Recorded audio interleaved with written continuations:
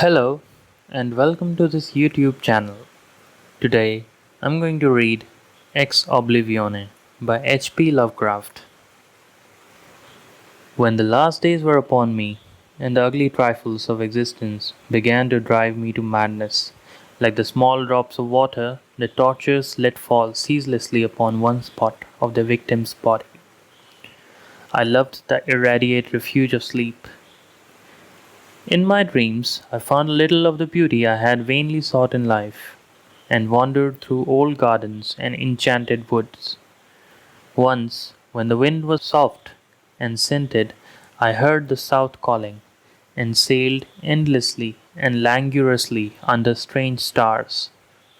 Once, when the gentle rain fell, I glided in a barge down a sunless stream under the earth till I reached another world of purple twilight, iridescent arbors and undying roses.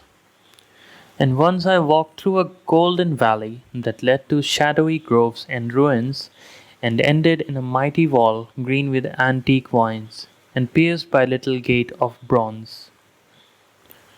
Many times I walked through that valley, and longer would I pause in the spectral half light where the giant trees skirmished and twisted grotesquely, and the grey ground stretched damply from trunk to trunk, sometimes disclosing the mold-stained stones of buried temples, and always the goal of my fancies was the mighty vine-grown wall with little gate of bronze therein.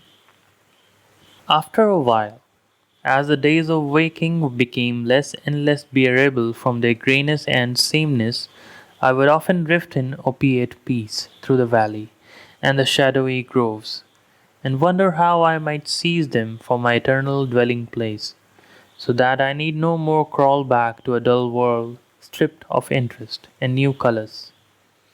And as I looked upon the little gate in the mighty wall, I felt that beyond it lay a dream country from which, once it was entered, there would be no return. So each night in my sleep, I strove to find the hidden latch of the gate in the eviate antique wall, though it was exceedingly well hidden, and I would tell myself that the realm beyond the wall was not more lasting merely, but more lovely and radiant as well. Then one night, in the dream of Zacharion, I found a yellowed papyrus filled with the thoughts of dream sages who dwelt of old in that city, and who were too wise ever to be born in the waking world. Therein were written many things concerning the world of dream, and among them was lore of a golden valley, and a sacred grove with temples, and a high wall pierced by a little bronze gate. When I saw this lore, I knew that it touched on the scenes I had haunted, and therefore read long in the yellowed papyrus. Some of the dream sages wrote gorgeously of the wonders beyond the irrepassable gate, but others told of horror and disappointment.